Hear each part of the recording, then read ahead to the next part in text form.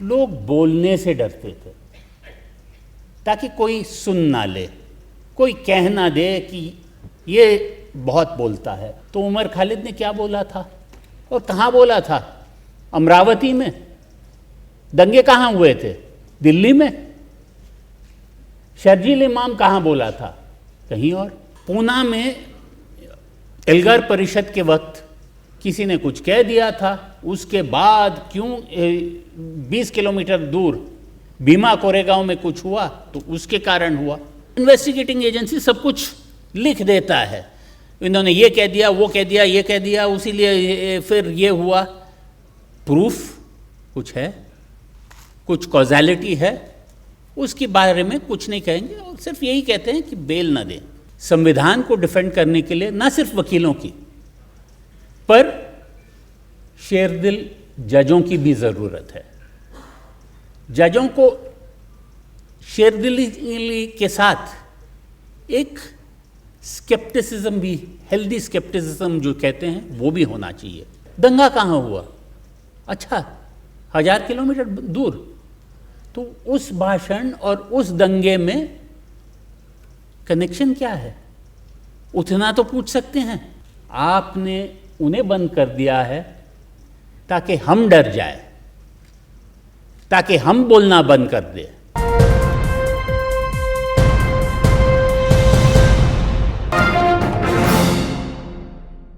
दोस्तों, मेरी हिंदुस्तानी, हिंदी, उर्दू थोड़ी कमज़ोर है, पर मैं हिंदी में अंग्रेज़ी बोल दूंगा और अंग्रेज़ी में हिंदी बोल दूंगा, क्योंकि आज के ज़माने में आप ठीक से बोलो या ना बोलो, शुद्ध हिंदी, क्लिष्ट हिंदी में बोलो या पाक साफ उर्दू में बोलो या किसी भी भाषा में बोलो, पर बोलो। आज हम हमेशा यही देखते हैं कि कोई सुन रहा है, कोई कुछ कहीं लिख रहा है हमारे बारे में। एक ज़माने में इमरजेंसी के वक्त हमने सुना था फली नारिमन साहब से एक कहानी कि वो एक दिन सुबह सुप्रीम कोर्ट के जो लाइब्रेरी थी वहाँ आ गए थे और वहाँ उस ज़माने के दो दिग्गज वकील बैठे थे, एस.टी. देसाई और सी.के. दफ्तरी। सी.के. दफ्तरी साहब भारत के अटॉर्नी जनरल भी रह चुके थे। तो देसाई दोनों गुजराती थे और उस वक्त गुजराती भी कभी कभार बोलते थे। तो एस.टी. देसाई साहब ने दफ्तरी साहब को देखा और बोले चंदूबाई बोलो। और दफ्तरी साहब ऐसे ही अपने पाइप को ठीक ठीक करते हुए वापस देखे उन्हें और बोला, पहला तमे बोलो, पहले आप बोलिए। उस 2 सेकंड या 2 मिनट की जो ये वार्तालाप में पूरी इमरजेंसी की कहानी है। लोग बोलने से डरते थे ताकि कोई सुन ना ले, कोई कह ना दे कि ये बहुत बोलता है। और आज अगर हम देखें तो उमर खालिद ने क्या बोला था और कहाँ बोला था? अमरावती में।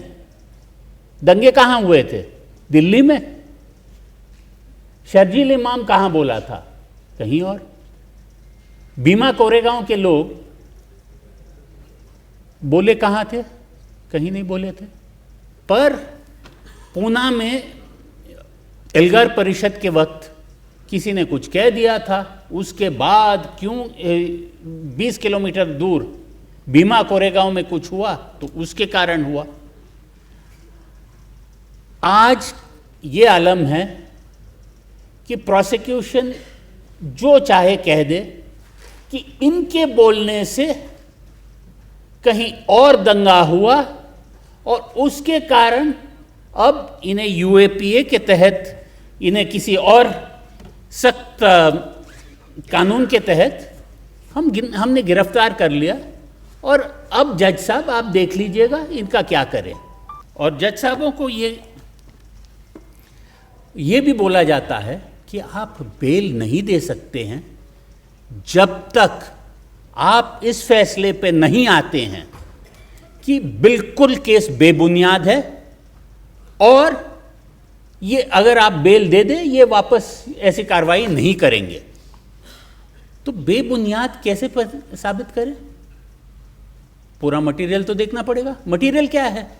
सर 3000 पेज है, 6000 पेज है और उसमें कुछ है नहीं, आप ढूंढ लीजिएगा क्या मटेरियल है। इन्वेस्टिगेटिंग एजेंसीज को एक ही फॉर्मूला है। जैसे एग्जाम में कोई लिखे जाता है और सोचता है कि हर पेज के लिए अगर एग्जामिनर आधा मार्क भी दे दे हम पासिंग मार्क तो ले आएंगे।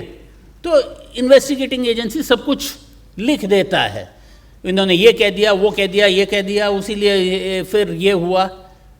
प्रूफ कुछ है, कुछ कॉज़ैलिटी है, उसके बारे में कुछ नहीं कहेंगे और सिर्फ यही कहते हैं कि बेल ना दें।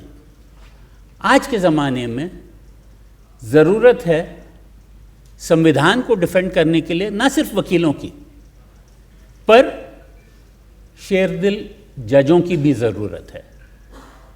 जजों को शेरदिली के साथ एक स्केप्टिसिज्म भी, हेल्दी स्केप्टिसिज्म जो कहते हैं, वो भी होना चाहिए। कहना जजों को सवाल पूछने चाहिए कि साहब आप ये भाषण के बारे में बात कर रहे हो, भाषण कहाँ हुआ था? अच्छा, और उसके बाद उधर कुछ हुआ नहीं? आप क्या कह रहे हो? दंगा कहाँ हुआ? अच्छा, 1000 किलोमीटर दूर। तो उस भाषण और उस दंगे में कनेक्शन क्या है? उतना तो पूछ सकते हैं। नहीं, जज वही कहते हैं नहीं, सुप्रीम कोर्ट ने एक जजमेंट दिया है वटाली, और जिसमें कहता है कि ऐसे मामलों में आप मिनी ट्रायल नहीं कर सकते हैं, आप प्राइमा फसाई ऊपर से कभी साबित नहीं कर सकते हैं कि कुछ हुआ नहीं है। उसीलिए बेहतर यही है कि ट्रायल चल जाए और उसके बाद जो होता है आगे होने दो। तो साहब, जब ट्रायल चलाने का प्रोसिक्यूशन का कोई इरादा है नहीं और ना ही कोई फोकस है, तो क्या आप 5 साल 10 साल कब तक रखोगे?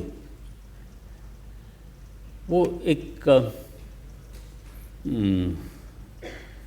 हबीब जलीब वो जो एक मिसरा था, क्यों डराते हो जिंदानों की दीवार से, वही हो रहा है।